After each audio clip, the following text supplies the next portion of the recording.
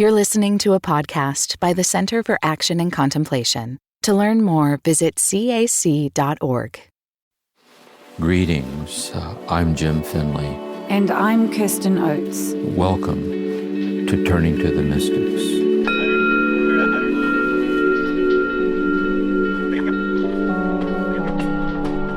Welcome everyone to Turning to the Mystics, where we're turning to the book The Cloud of Unknowing by an anonymous author. And I'm here with Jim, and we're going to dialogue about his last session. Welcome, Jim. Yes, hi. Good to be with you again. Yeah. You too, Jim. In the last session, you focused on chapters 68 and 38 of The Cloud of Unknowing, and I'm wondering why you chose those chapters. I chose those chapters because as we go through each of these mystics, I'm trying to focus the point at which they help us discern the point at which our prayer is becoming mystical, and how to understand what that means, and how to explore it and surrender to it, and so on. So there are a number of places in the Cloud where the author does that.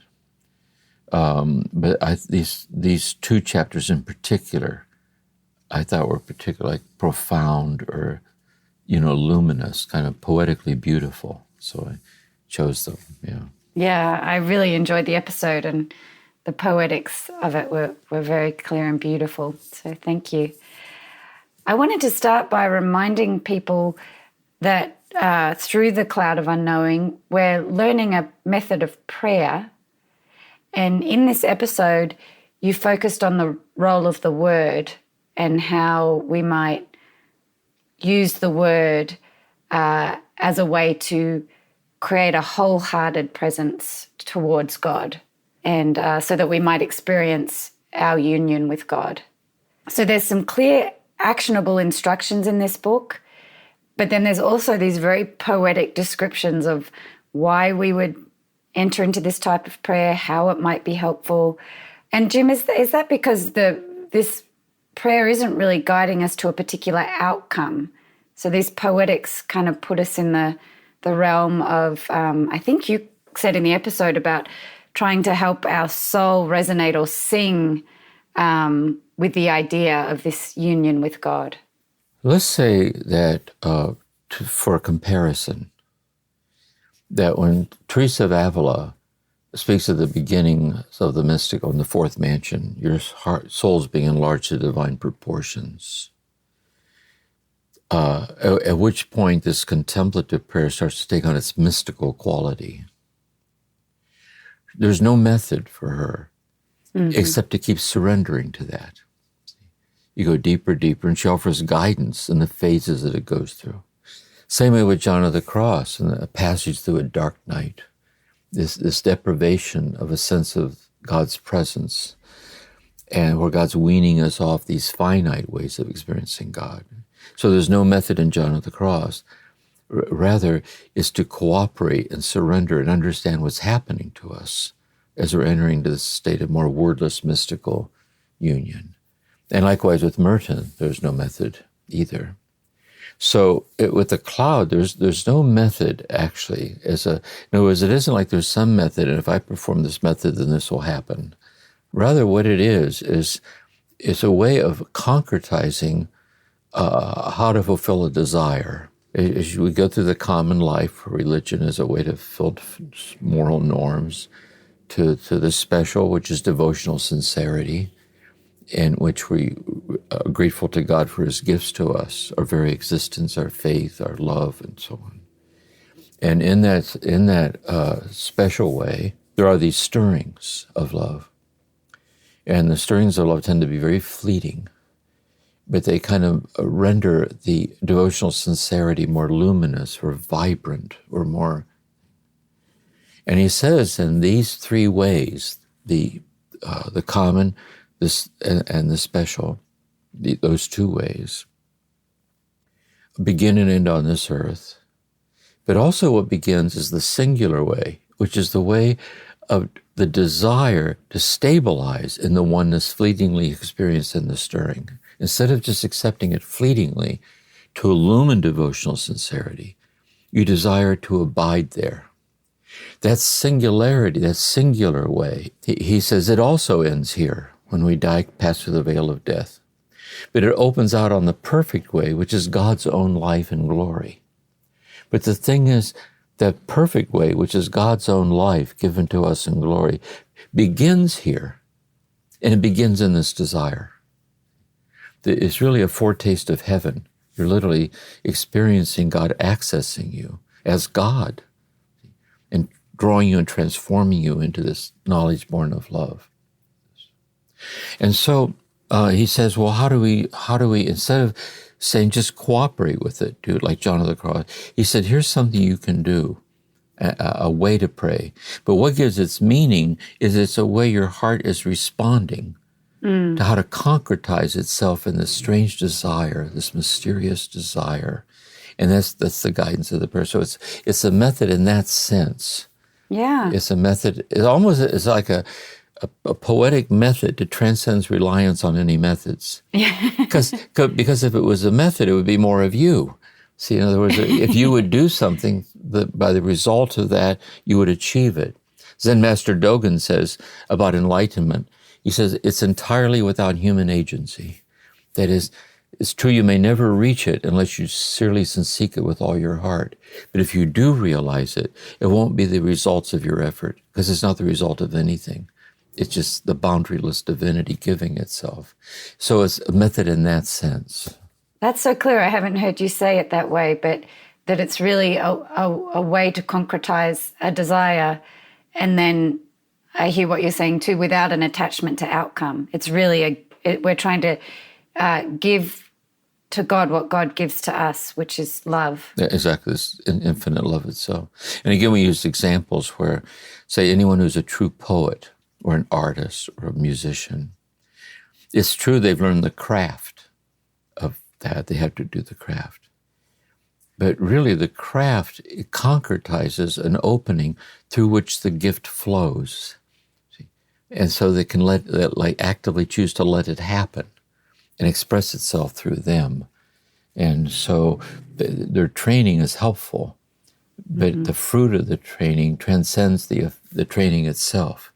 You know, it's a granting of a gift that blesses us when we see it or when we hear it.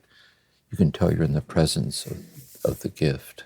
Jim, as part of the gift, you talked about this interior self-knowledge. Is part of the gift that we might get in committing to a prayer like this, deepening our interior self-knowledge, and what does that mean? I think at one level is it deepens the knowledge that what will happen to me if I surrender to this? What will become of me? But what will become of me if I don't? So it's the self-knowledge of a kind of mysterious imperative of your heart. You can't explain it, but it's just true about you. That you be surrendered over to this self-donating love. Secondly, as it gets deeper, you realize that it's self-knowledge, and it's a mystery in which the mystery of yourself and the mystery of God's own self are one communal self. So when Jesus says, I came that you might have life and have it more abundantly, the life is a life that is at once God's and our own. And that's the life that's offered to us, this divine life. And it's the same way when we use the word consciousness. In a way, it's our consciousness. But in another way, it's God's own consciousness infusing itself and giving itself to us in and as our consciousness, transformed in God. And so it's a transsubjective, unitive sense of self and consciousness. The way you said that really moved me, that the interior self-knowledge is into the mystery of ourselves, encased in the mystery of God. It's like that yeah. Oh, wow. So the knowledge isn't head knowledge. That word like points, what will I learn about myself? But it's really opening up onto an experience of the mystery of that we're here at all. And that's why we'll look at it later when he talks about the word. How can this word do this? And that's what he means, because it's the prayer of a person's whole being. You step forward in the totality of yourself and meet God moving toward you in the totality of God. Yeah, so I want to move on to that and the chapter's focusing on the word to support us, giving ourselves wholeheartedly.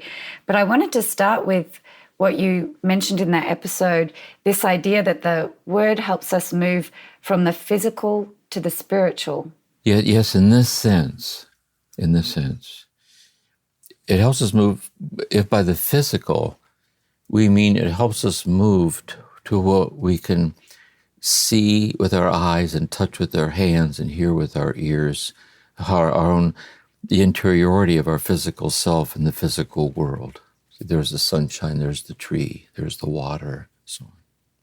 But moving to the spiritual is again this idea of a contemplative understanding of creation. That in creation it's a self-donating act of God, in which the whole universe is God's body. The concreteness of the world is the concreteness of the presence of God, expressed and realized as the gift and the miracle of the tree, the water, the bird, the breath, and so on. So it's not as spiritual as dualistically beyond the material, but it's the spiritual of the intimately realized infinite depth of the material. See, it's God's manifested presence, as incarnate presence. Thank you. And that's reinforcing what you said in the episode, is this idea that God is present but not bound physically. So then is it the same for us that we're present but we might not be bound physically either? Again, another way I put it, or I say in the reflection, where I ask this question, like, where do we stop? Yeah. Like, do we stop with our skin? Or do I stop with the walls of this room? So if the room was bigger, I'd go out more and meet the walls. And so it raises the questions that ultimately speaking, I never stop, because my very presence embodies, manifests, and opens out upon the boundaryless presence of God. And this is why then it permeates all of life. It permeates.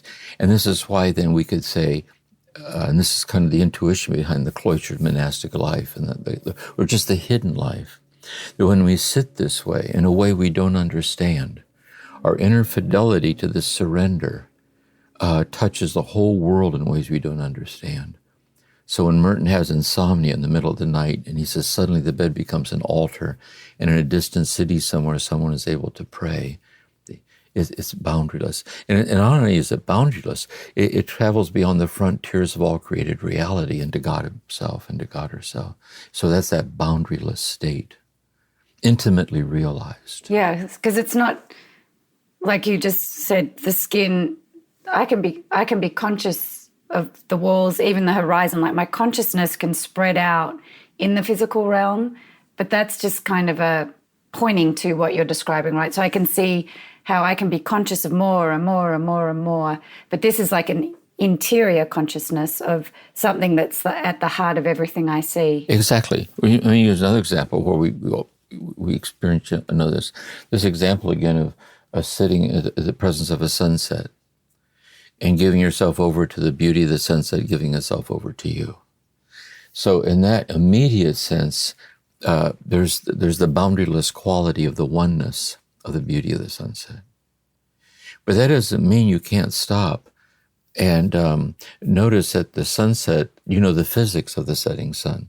The earth is rotating and on its axis, and the sun is going over the horizon, or you can look around and notice the physical characteristics of the thing you see in the setting sun, or get out your iPhone and take a picture of the clouds, But then as soon as you do that, you can drop back in again to the wonderment of this unitive mystery that utterly transcends what in relative consciousness is observed.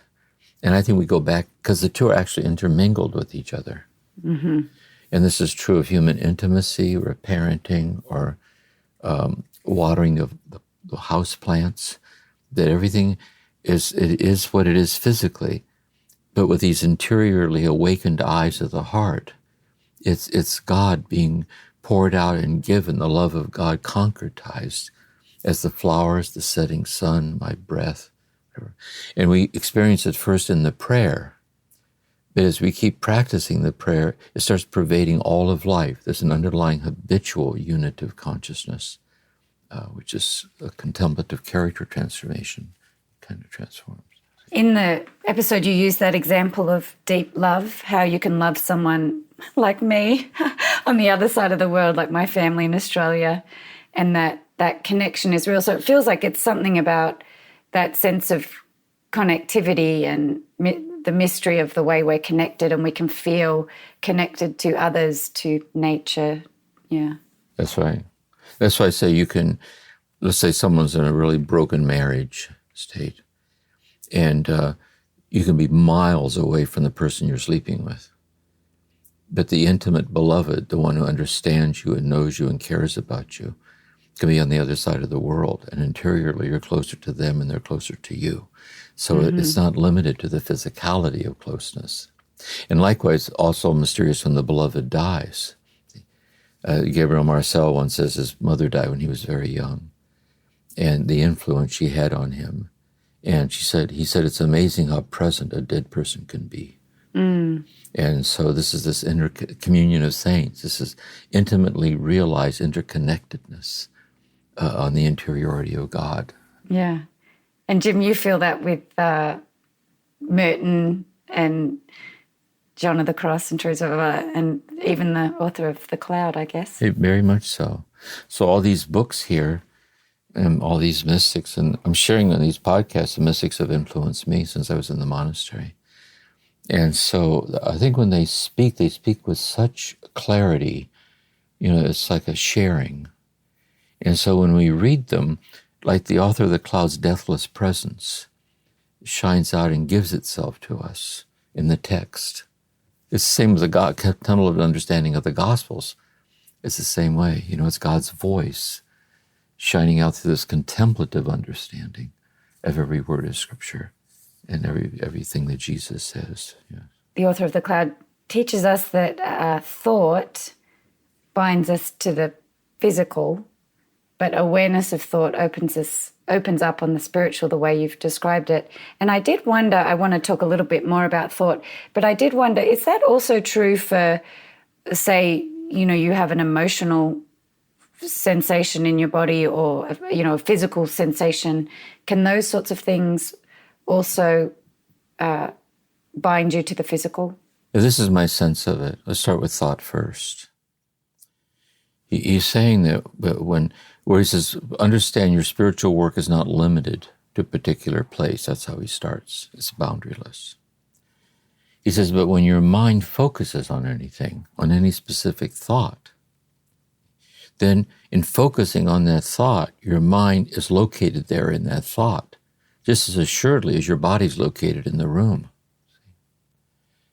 He said, but what if through this prayer, using the word as the anchor, thoughts arise and fall, but grounded in this loving intention, we don't think about the thoughts that arise and fall and linger within us. And what we come to then is the awareness of thought arising, lingering, and passing away, but without thinking about the thought that's arising. So awareness is itself a boundaryless state that bears witness that thinking doesn't have the final say in what knowledge is. Mm-hmm. There's a kind of a boundaryless awareness. And that boundaryless awareness then is the state that offers the least resistance to the granting of the oneness. Mm-hmm. It doesn't make it happen, but we're dislodged from specificity in thought into it. And examples of this, again, in human intimacy, or say, being quietly present in an art museum where you just sit quietly before a great work of art. You can feel the thought fall into the background, your thoughts about it, what you learned about it. And there's a kind of a communal state of the beautiful. Mm-hmm. And the same with the voice of the poet, or the same with certain music. And so these are modalities which kind of invite a unit of contemplative awareness in which conceptual, theoretical formulations and so on fall into the background. That still allows us secondarily to circle back around and have those thoughts, but it's to understand them within the context. It's transconceptual knowing born of love. And so it's true in that sense. So it grounds us in one sense, then this awareness liberates us from being localized anywhere. But as we follow through it, and as it kind of rolls over and takes us to itself, then we start discovering by that very liberation, we see the presence of God welling up in and as every thought. See? And it's nothingness without God. In and as every memory, and it's nothingness without God. And I think that's the big thing, really, I think, in a way. Yeah, that's very helpful. So the poetry or the art is a good example, because in one way I might look quite bound to the picture. My eyes are focused on it, my full attention's on it, but there's this switching over into a different kind of awareness, not a physically bound sense of awareness, but that's coming through my eyes. Like it's kind of like that's right, exactly. That's what it comes through the senses. In an interior self, it transcends the sense. So the artist, say, contemplatively saw something, a flower. And what they did then is they shared with us what they saw. So when we sit there quietly and we look at the painting of the flower, as we learn to see the painting of the flower, we're drawn to the generosity of the artist and to what the artist saw in seeing the flower. I'm wondering, like, this contemplative state, because there was a description where, like, the thinking mind tends to be in the foreground, the contemplative awareness in the background, and there's these moments when we switch and the contemplative is in the foreground. Is it just part of the human, part of our human nature to have that contemplative always in the background, but we're not connected to it? I don't think so. Owen Barfield, C.S. Lewis and J.R.R. Tolkien and Barfield. There's different ways of understanding that in previous times, and still in indigenous cultures, the background awareness was the cultural habituated awareness. So, of the oneness of the world as embodiments of the mystery, the Great Mother, the earth, the presence of this. So when Carl Jung says, how can we claim the years have taught us anything if we've not learned to listen to the secret that whispers in the brooks? He's bearing witness to this primordial thing. But we become through the Enlightenment period, the emphasis on reason, to the Industrial Revolution, through technology, and into this Newton, this mechanical, objective thing, in which this unitive conscious falls. We still know it in moments of love or solitude or silence or art. It isn't that it's gone. But Thomas Merton once said, he said, we live in a world today in which you simply learn not to listen, not to go crazy, because you're bombarded with things. And then we forget to know how to listen. So what we're trying to do then in the Cloud of Unknowing is we're trying to be reinstated in a mystical contemplative dimension of every moment of our life, and to be that in the world and share that with people as it's given to us to do so. So almost like the changing the habituated state from thought in the foreground to this contemplative awareness in the foreground, but not as a goal, going back to where we started this, as a way of meeting God, like being open to God. That's like our desire is to be. Yes, exactly. I want to give two examples. So let's say, for example, in psychotherapy, if I'm seeing someone in psychotherapy and we're exploring a place in their life where there's suffering in their life. So as I listen to them, I sit there and I ask myself, I don't know the answer. I can't just throw out an answer. But if I say to myself instead, let's see what's going on here. Let me ask you some questions. And they're real questions. They're real questions. And the questions are such that in order to respond to me, you have to pause and listen to yourself. And when you listen to yourself, you're more present to yourself in my presence. And then the depth dimension opens up.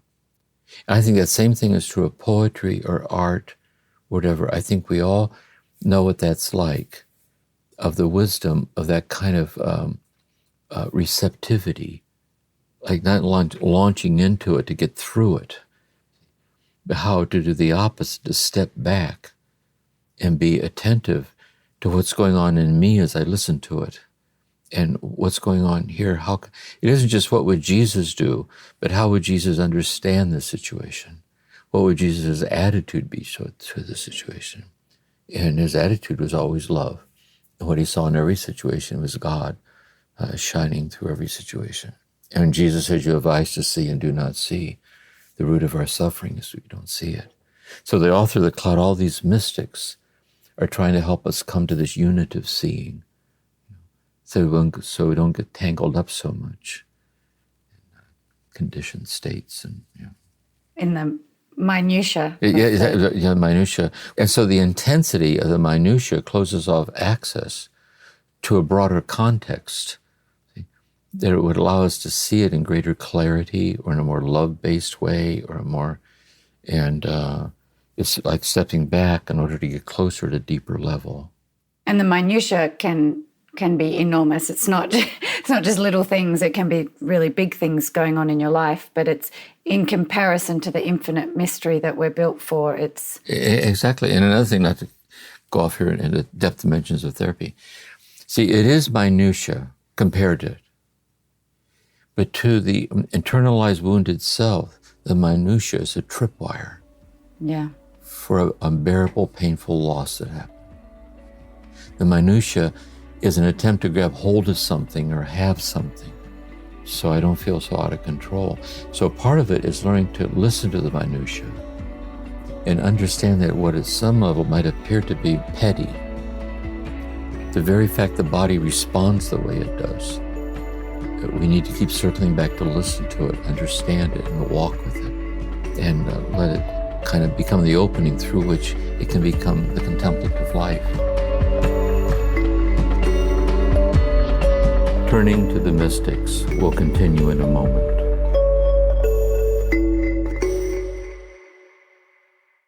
Many of us feel increasing anger at injustice, violence, and indifference in our world today. Join us March 14th for What Do I Do With My Anger? An online gathering featuring Richard Rohr and Brian McLaren. Learn ways of transforming anger into loving action, inspired by Father Richard's new book, The Tears of Things. Register today at cac.org/anger. That's cac.org/ANGER. You talked about the word that we use during this contemplative prayer as powerful because it's a prayer of our whole being. And then you referred to a scripture, Ephesians 3:18, and it's so helpful to see how these mystics draw on scripture and Jesus' life. But the scripture says that we can comprehend with all the saints what is the width and length and depth and height, and to know the love of Christ, which passeth knowledge, that we might be filled with all the fullness of God. This idea of this prayer is grounded in scripture. Let me put it another way, too. This is true of all the mystics also, is that when the mystics speak of the soul, what the soul refers to who we are created by God as persons in the image and likeness of God.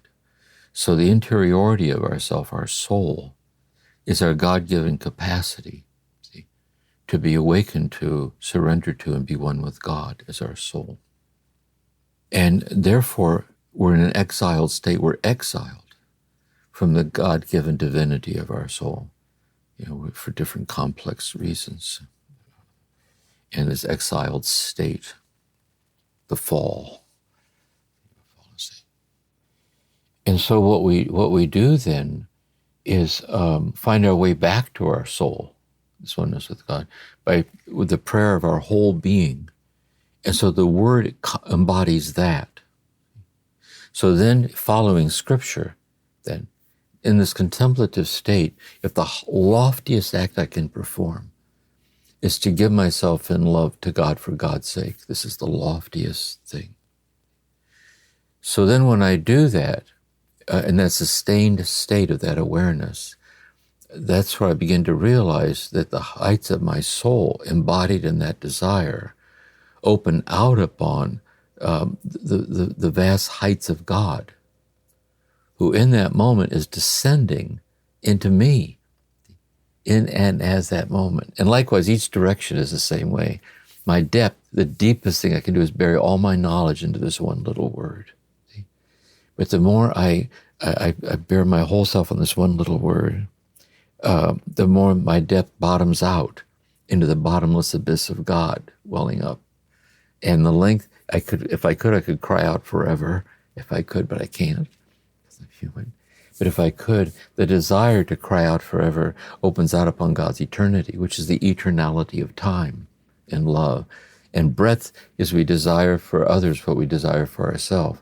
So the prayer embodies God's universal salvific will. So really it's divinization through love is what it is. And what happens here, I think, in a way, is you can no longer find the place where you stop and God begins. You can no longer find the place where the world and everybody stops and you begin. And it's a very intimate realize of this unitive state of living our life in the interiority of God. And notice this is not for him. It doesn't say that there aren't visions and ecstasies. Those can happen. And John the Cross talks about those. Teresa talks about those. But the Cloud doesn't talk. He does have a chapter, I might mention it next time, where he talks about these can be gifts, we can get attached to them.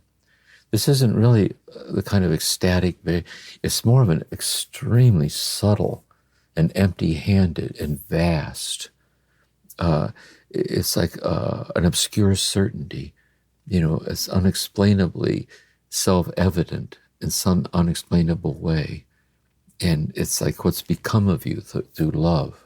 And that's more the tone of it. It's so helpful to hear your contemplative reading of a scripture like that, because the church has also gotten caught up in that rational mind and quite often presents scripture in a much more rational, black and white way. So to hear that mystery emerging from the scripture in that beautiful way, it's just really helpful to hear that. I don't think that's offered very often.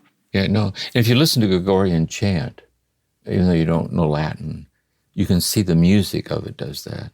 But also, ideally speaking, when a homily shared by a person of prayer is grounded, the homily itself moves, like you're moved by it. You sense something unexplainable, without which the world would be a dimmer place, And it's like that. That's the quality of transmission of mind, the Buddhists would say. It arcs over into the listener, like an event happens of a certain recognition of something that we're all waiting to hear. And Jim, the fruit or some of the changes we start to see might be that our inner peace, I think these are your words, of course, but that the inner peace, our inner peace is not dependent on anything but this love. So we're giving up our need for finite attainment. Let's say, and this is so normal in the human experience, is our inner peace is dependent on being able to maintain ourselves in conditions conducive to peace. So when all is well with our health and our relationships with our loved ones, our career, so the self that is itself the subjective awareness of these fluctuating condition states, we're at peace. When the conditions are no longer conditions conducive to peace, there's injustice, cruelty, hurt, abandonment, death, war, all this stuff with racism, all this stuff all over. Then all of a sudden, because the conditions are no longer conditions conducive to peace, we're not at peace. And so then we seek to be more peaceful again by restoring the conditions conducive to peace. How can I right this situation to be stable? And we should do that. We should do that. But what we're saying here is that we honor that, we do that. But it's a peace that isn't dependent on the outcome of the effort, because it's not a peace that's dependent upon conditions conducive to peace. It's a peace that's not dependent on anything at all, because it's the peace of God being given to us unexplainably in our life. And this is why you can experience this on your deathbed when you come to acceptance. And sometimes amazing. Look at John of the Cross, some of these Rumi, some of these people, this bliss sometimes broke through in times of great darkness. Yeah. And so it's a conditionless state of a love that utterly transcends and totally permeates the constantly fluctuating conditions. And it doesn't make it doesn't make us indifferent to them like we're above it all, but it radicalizes our ability to be present to the conditions, because our heart is tapped into a love that isn't dependent on the outcome, and we can draw upon it to be as present as we can to the people who are suffering or our own suffering, and not so we usually lose our balance. I think that's a big thing, that actually finding this peace makes us more present. So, if it's physical pain or some kind of suffering, it's not like this is a magic trick, and if you can find this inner peace, the outer chaos disappears. It's a different stance you can take. Yes, something that helps me to see this too, is to say, when you look back, there are certain moments, like the stirring. There are certain moments in any conditions at all, midst of nature, solitude, the beloved, the child, the poem, whatever. There's a certain moment in which you become unexplainably one with this. Like, what a fool I am to worry so the way I sometimes do. It's just like, it's like wondrous. And then it disappears as mysteriously as it came. So what you're saying then is that I believe that in these moments, it's not as if something more is given, but a curtain opened, and I intimately realized what every moment always is. And so what I'm trying to do then, the path forward, is not trying to attain anything, because nothing's missing. That's the point. The awareness shows us like divinity in all directions. So how can I free myself from what hinders me from realizing this plenitude or generosity of love? And that's the path. How can I extricate myself from my tendency to absolutize the relative and relativize the absolute? See, how can I lean into it and be transformed in it? And if that's something you long for, then the cloud is offering us this way to concretize that longing and perhaps be more open to that habituated state. That's right. And notice also, it's really a letter of spiritual direction. He's talking to someone. But other passages, he clearly realizes he's talking to all of us who might find it helpful. And notice is how beautiful his language is. It's very concrete, but it's so luminous with kind of poetic, just the sheer beauty of it bears witness to the truth of it. It like bodies it forth. And that's why the longer time we spend with it, it gets into us. I think it was Howard Thurman once said, I saw him on a video, and he was talking about what he owed to his grandmother. I think it was once a slave, actually. And he said how he owes everything to her, he says. And then he says, the thing about spirituality is you can't get it out of books by trying. What you do is you hang around with somebody who has a bad case of it, and you start coming down with it like the flu. You run into somebody that just manifests it, like their presence manifests it. And then when you sit in their presence, it starts happening to you. Yes. And I think that's how the lineage works. And sometimes we can be with the person physically. It's fortunate when we can do that, be in a contemplative thing with like awakened teacher. But the deathless presence of the teacher is present in the text, just like the deathless presence of Jesus is present in everything Jesus says. So the more time we spend time in company, these people, and just surrender to the beauty of it, we realize it's happening to us. It's starting to arc over, and become the way we're starting to see things. So that's what it's all about, really, in a way. Yes. Well, I found it even beautiful when you were talking about, the struggle around this, and how the author says, never mind, don't mind. So I did want to focus a little bit on that struggle, So the way you described it is to say that there's parts of us that can't get this and won't ever get this while we're here in the finite plane. And in the cloud, they talk about those parts in being in a kind of darkness. And I just wanted to talk about the ways that might manifest. You talked about frustration, but I wonder if there's other ways, like waking up, not wanting to practice, kind of being avoidant or feeling doubtful. Is this really doing anything? Is this worth it? For me too, other parts that need therapy more than the practice that I have to go and take care of.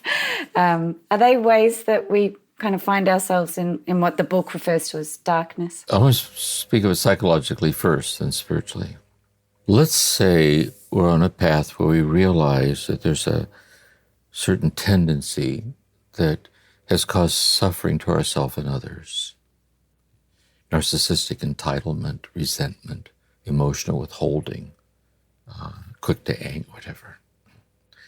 In realizing the suffering that it's caused, we seek to be free from it. In seeking to be free from it, we realize the depth to which it has a hold on us. Like St. Paul, the thorn in the flesh. And so we keep trying by endlessly circling back around to be there for and with the part of us that needs to be loved the most, this broken part. To spend time with it, to understand it, to be with it, to love it. We do the inner work. So what happens is that the breakthrough doesn't come in that you broke through, that as you solved the puzzle, the buzzer went off and you made it. But in the very midst of the sincerity of endlessly being there for yourself in a merciful way, the light starts unexpectedly shining through the vulnerability of your sincerity. If that makes sense in a way. Yes. That's the unexpected nearness of it. So we're saying that in a way that's kind of a sacrament, what happens here, because the great dilemma is this: God grants us a taste of a oneness with which, having tasted it, our life without it will be forever incomplete. But by our own power, we're powerless to attain it. That's the gift of the dilemma. So what we do is we sit at the edge of our powerlessness to attain it, because it's infinite and it's finite.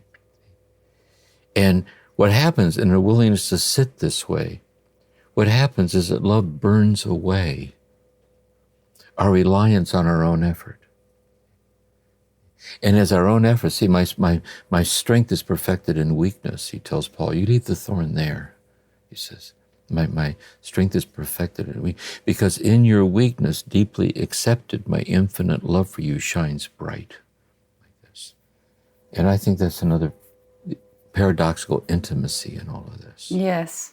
So just practically, Jim, would that be to say, if I wake up and I feel like I really don't want to do my practice, like I accept my fragility and my, desire to comfort myself or not be, put in a state that doesn't feel good, and I can accept myself fully that way and be compassionate towards myself, and then I may do the practice, I may not do the practice. Exactly.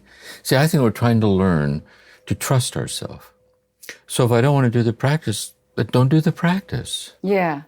Don't do the practice. But don't beat myself up for not doing the practice. No, don't beat yourself. Because it isn't as if you don't want to do the practice, because deep down you're really that bad person you feared you really are. You tried so hard to prove it's not true. Oh my God, it's true. It's not that. You don't want to do the practice. Don't do the practice, because your heart is beating. You're breathing in, you're breathing out. The sun's moving across the sky. But what you'll tend to notice, though, and maybe it's because it isn't for you right now, is to be more in reflection or loving people, or, you follow the currents wherever it goes. But then you realize, though, if it goes very long, the grace is you realize you miss it. That is, you miss what you're not in the mood of doing. So then you could sit and ask yourself, but what is it in me that's not in the mood to do what will, in my fidelity to it, bring me to the liberation that I seek? And then we get back to experiential self-knowledge. Is it the fear of boundarylessness? Is it I'm traumatically bonded to pretending that I'm less of what I'm called to be. And then might go on for a week, you would just quietly sit with it, like asking God to help you. Is it the frustration of how busy my thoughts are and how hard it feels to do the practice? Exactly. If it went smoother, I'd be more willing. But my mind's all over the place. And so God says, of course it is. Look, what do you think? It's all over the place. But I'm steadfast, and I'm infinitely one with you in your wandering ways. And that's what you're trying to discover. Because another way of looking at these practices is that what happens is set up in such a way that you can't do it. Like, it sounds great. You get your copy of the Cloud, you light a candle and you bow and you get going. About 8 minutes into it, this is a rough row. But that's the point. See, so you sit with it and see if you feel called to do it. See? And what is the gentle light that shines through these variations? Because notice what you're doing. You catch yourself in the act of perpetuating violence on the part of you that needs to be loved the most. You're buying into the idolatry of attainment. Instead, you're being asked to surrender yourself over to this love that is unexplainably attaining itself and giving itself to you in your inabilities. That's it's things like that, I think. As I reflect on my experience, I started a practice, and then when Will's mother was dying, and then, knowing Will was going to come and live with us, I said to God, I know I have to commit to this practice to be the person I want to be in this situation. And from then on, I just committed to it. Yeah. It was to concretize my desire to be a loving, helpful presence to Will. Yeah. That's why I say that in a very deep down way, in an open-ended, freewheeling way, everything's right on schedule. So maybe for a long time you just can't do it.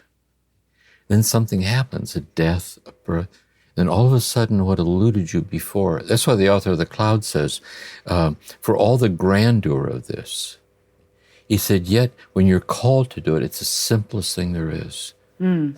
Because you're not going against the stream. You're kind of all of a sudden, and here you were being prepared for it all along, and all those things you had to go through. Because it's a continuum, really, of God's oneness in life, I think. Yeah. Well, to end on an encouraging note, you said that God will always hear and help someone making this prayer. What does that experience feel like? Yes. Let's say that we're immersed in a long-standing inability to be stabilized in this. We long for it, we read it, and let's say even more in our daily life, in our intentions to be loving and good and clear-minded. A lot of slippage all over the place. And I start to realize then that if this is all up to me, this is not looking good, really. No, I mean, I'm really just lost in my fragmentation. But if I then am moved to cry out like this, in this desire to give myself in love to this infinite love, woundedness and all.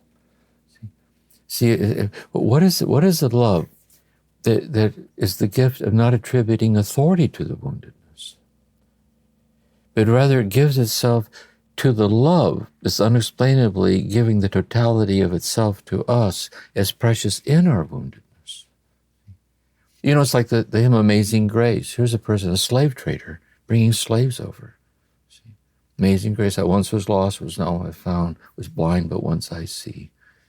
And sometimes it's precisely because things got so broken and so dark. The light shines in the darkness, and the darkness grasps it not. The darkness can't grasp the light, but in the darkness, it can be illumined by it coming to look for us. And this often happens in AA, like deep recovery work. It often happens in trauma recovery work. It doesn't always happen. Sometimes you drown in the pain, and some people don't resolve this side of death. It's resolved in eternity.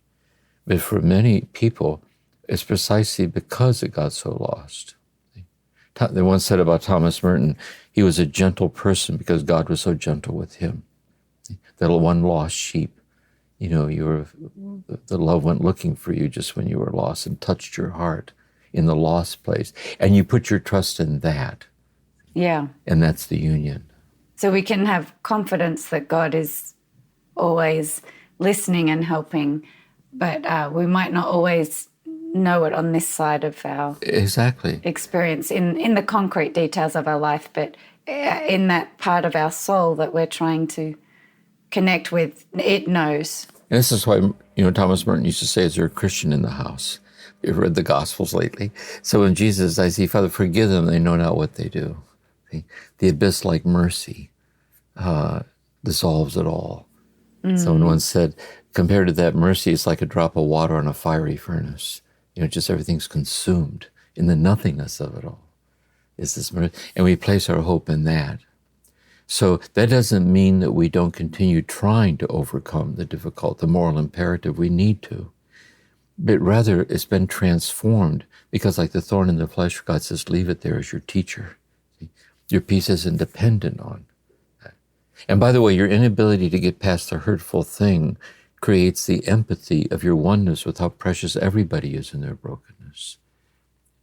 And there's ministerial implications of this on how we relate to people. Well, what I'm hearing today is that each of us is a unique version of this portal of union and love and connection through our soul. And we're all completely loved by God. Exactly, that's it. We are. Well said and true besides. And no sensible person would deny it, yes. I've got a good teacher. Boy, yes. There we go. Cloud of Unknowing. We never go wrong. This is why these teachers are what a gift to be touched by these teachings and the beauty of it, the truth of it. It's pretty amazing, actually.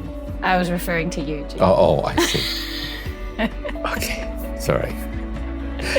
Okay, well, we'll end there. Thank you so much. Thank you. Thank you for listening to this episode of Turning to the Mystics, a podcast created by the Center for Action and Contemplation. We're planning to do episodes that answer your questions.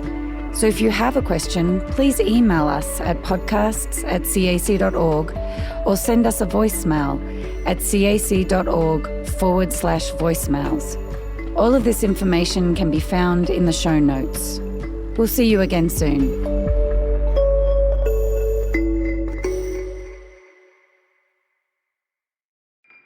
Do you feel called to walk a more contemplative path? The Center for Action and Contemplation is an educational nonprofit supporting the journey of inner transformation. Our programs and resources will help grow your consciousness, deepen your prayer practice, and strengthen your compassionate engagement with the world.